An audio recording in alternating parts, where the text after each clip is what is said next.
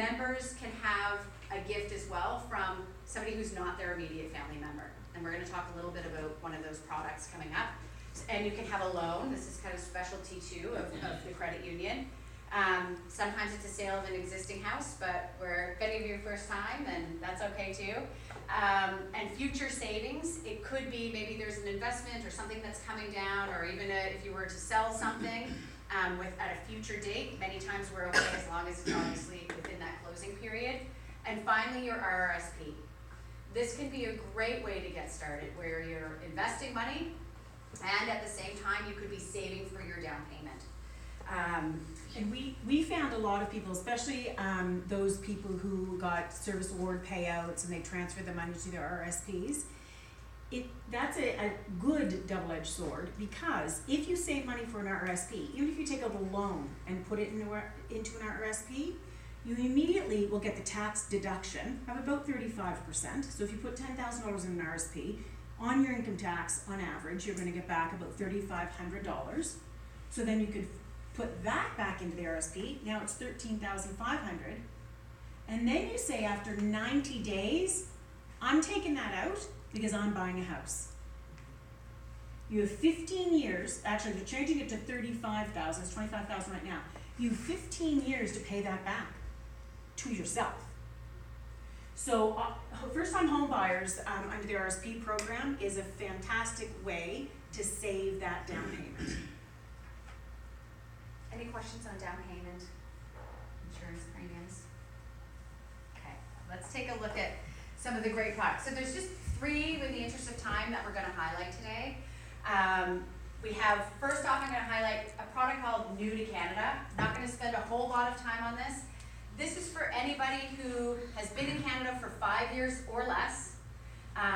They have to have an employment for at least 3 months, but not necessarily, because it can be difficult to right away establish credit. So they can use alternative sources of credit. They don't need to have Canadian credit to get started. So for anyone 5 years or less, and they can get started with 5% down. It has to be a saved down payment, but this is a great option for a lot of people who are starting out. There's 2 programs that I want to highlight that are wonderful, great opportunities, and are hot right now within the mortgage market. The first one is Purchase Plus Improvements. Have any of you heard of Purchase Plus Improvements? Okay, so some of you have. You've seen it? This is great. And it is busy, and a lot of people are taking advantage of it. Right now is a great time to buy a house. Interest rates are low, the market is really good. And many times when you walk through a house, you think to yourself, my gosh, I would love to upgrade the back deck. Maybe do something to the kitchen. Maybe do something to paint, whatever it is. Something to, sometimes it's a new furnace or a new roof. And you think to yourself, well, I just saved enough money for my down payment. I do have some credit, but I don't necessarily want to borrow for that. What are my options? Purchase Plus Improvement is where it's at, and I know at the credit union you're really busy with this. This is where you can roll those improvements into your mortgage amount. So what we do is we do an appraisal on the house. We make sure that the value is there, so you're not renovating out of the value of your neighborhood. And then we can give you the money for the renovations. We lend it to you within your mortgage amount. And you can do those renovations as you need to. Bigger renovations will help you by doing little drips. So we'll say, okay, once you get to this stage, we'll give you some more money. Or once the work is done, then we'll forward you the funds. But I encourage you, if you're out there and you're home shopping, keep Purchase Plus top of mind. Because a lot of times people they may not have the vision. So they'll go into a house like mine that's 30 years old, and my flooring is in desperate need of replacement, and my windows. So you come into my house, you say, nice house, but I don't have the money to replace the flooring, and I don't like those kitchen cupboards, and I would like to do something else. But you can, because I would have priced my house at an amount that is reasonable for the market.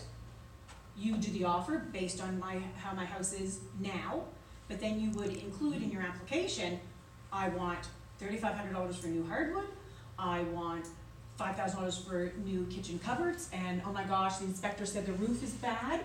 so I want another few thousand for the roof. That's okay. Yeah. As long as when the appraisal comes in and says what it's going to be worth, then you can borrow for the mortgage on that. So don't be afraid when you go into houses that are 30 years old, 20 years old, 50 years old, because you think, no, I'd have to do too many things here. It may be a diamond in the rough, and this may be a program that'll get you the perfect house. Okay. Is it, my colleague purchased a house, and I said, so are you doing any improvements? He said, yep, we PPI'd that, as if it was a burner. Out of this list, what do you think our number one improvement is that we see? The room, the energy efficient. No, Kitchen. that's quickly coming up. Kitchen is number 2. Basement. Windows, no, but that's on our list. Bathroom. Basement. No, not the basement. Bathroom. Family room. Flooring. Flooring is our number 1. So the people walk in and they say, oh my gosh, we gotta get rid of this carpet. Or we want carpet in the bedrooms, right? So flooring is our number 1, but all of these things are things that you can think about as you're purchasing a home. And Ingrid made a really good point. Through the home buying process, I encourage you to get an inspection done. So as soon as you go in and you take a look, your realtor's gonna walk you through this. It costs money, but you pay for an inspector to come in and take a look at the house. And sometimes things are gonna come up, like a new roof or a furnace. Those things as well can fall under purchase plus improvements, especially where you saved all that money, you may not have the extra, and you may not wanna borrow it, right? And it's not a requirement to get an inspection. Michelle doesn't require it, No. we don't require it, No. but it is money well spent. It'll only be a few $100s, and it could very well be a few $100s, the best few $100s you'll spend. So we don't require it, but for your protection, you should have a home inspection company go through it. That's a good point, we don't require it. Is there anything that specifies how you get the improvements done? Like you're trying to estimate what it's gonna cost you, but I've got a, family member who can do Smart carpentry. question. and- Yeah, very good Yeah, question. smart question. So we have a lot of people like you who would like that scenario, who would say, I have a family member, or I can put the flooring down myself, which is great. But we still require quotes. So we usually encourage you to get a couple of quotes. And then when you're working with the credit union, they're just gonna send those through to us, we'll say, okay. Whatever doesn't get used in those funds, even if you have a labor cost included on that quote, it just goes back onto the mortgage.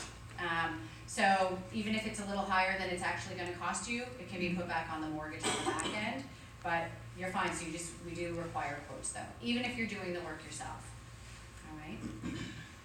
So this is a program, Cashback Equity.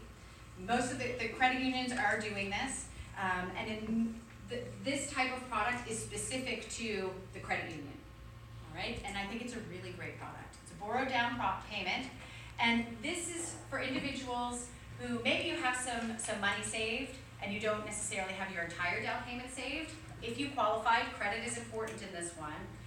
If you do qualify, maybe you can borrow another portion of that.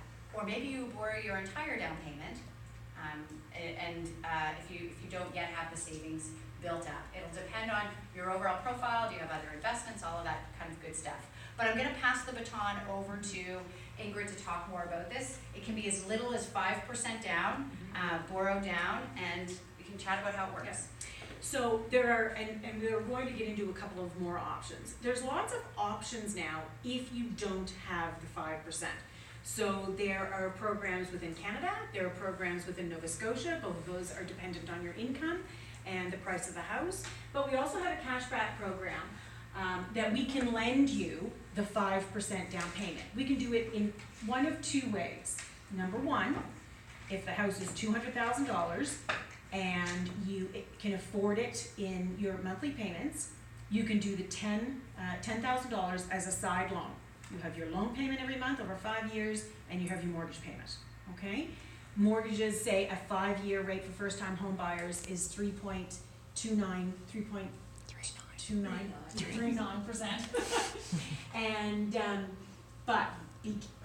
just make sure that you realize that if it's 3.29% for 5 years, but we're giving you cash back in the down payment, your interest rate is no longer 3.29, it's 4.29. So it is a good way if you really find the most fabulous house. You still have 6 months to finish saving for your down payment. You don't wanna wait that long. It's definitely an option, but it is a higher interest rate. Now, at the end of the 5 years, it's simply divided by 5 years. So there's no extra money the financial institution is making on that. It's just giving you that money spread over 5 years, and in order to absorb that, it's a 1% higher interest rate. Okay. Closing costs. I learned a little bit about already from this, so I'm gonna pass this over to Ingrid, cause it's a little bit outside of my mortgage insurance wheelhouse, so. So we talked about the home inspection, and when you found a house and this is the house that you want, the first thing I suggest is you contact a couple of home inspection companies. Now, not to do any plugs because they're not even in business anymore, but I remember when we were buying our house, there was an inspection company and he was called Inspector Cluso. And literally, sometimes when you were writing an offer, it would say, we're not selling you the house if you use Inspector Cluso. Because they protected the homeowner so much that they would say, in 1 year this needs to be done, in 6 years this needs to be done, and sometimes homeowners would be scared away. But that's a good thing. So make sure that you're getting contact a couple of different home inspection companies and see what kind of inspection they provide, okay? I know some people say, yeah, well, my brother-in-law is a carpenter and he's gonna go through that. If you're comfortable with that, that's fine, but he's not going to give you a detailed written description of everything that needs to be done. Legal fees. When you're a first-time home buyer, you must have a lawyer, okay? If you're refinancing that home later or having a different home, you don't need a lawyer. You can just do title insurance, but you need a lawyer. So the legal fees themselves for the lawyer, again, check around, are anywhere really between $700 and $800, just for the lawyer to be recording the deed and doing all of their registrations. Provincial land transfer tax, that's a big one. In Halifax, it's 1.5% of the purchase price. So that is a big closing cost that everyone has. If you choose to buy a house outside of HRM, then the fees are different. For instance, in Port Hawkesbury and Canso and many other municipalities, they're 0.5%. But that is huge. So on a $100,000 house, obviously, it's $1,500 that you're going to have deed transfer tax to pay the municipality. One time or? One time, yes. Is that for buyers or sellers? Buyers. The buyers must pay the deed transfer tax, unless it's something that you've negotiated in your purchase and sale saying that the seller is to pay the deed transfer tax, but basically that's just decreasing how much you're paying them by, like again, if it's. But even if you're looking at a house, first time seller, Mm-hmm. and they've never done a land transfer tax, would they pay that? Well, so you mean the first time seller would have had to have bought that at some point in time? For example, a person lives in a home, 1978, Yeah. and I'm looking to buy in 2015, Mm-hmm. and this is the first time she's selling her home, Mm-hmm. wouldn't she have to pay that land tax? No. No? No, the purchaser must pay, yeah, the deed transfer tax, Okay. yeah, When I bought my house, I had to pay that. Yeah. yeah. Can it be rolled into your mortgage, or you pay separately completely from? You pay separately completely. So when we talk about the down payment is the actual down payment for the house. All of these are above and beyond, okay? And that's important because it's, they are costly. And I can't tell you how many times people gasp and say, oh my God, like I thought it was just 5%. And now I have to pay, deed transfer tax is a big one, because that has to be paid on day of closing to your lawyer, okay? So that's the biggest one. And your lawyer will give you a breakdown of those fees. Yes. The list, so then you'll have one big number from your lawyer, these are all listed for you. Title insurance, when I talked about the legal fees, in order for them to actually register and search the title and make sure there's no encroachments and make sure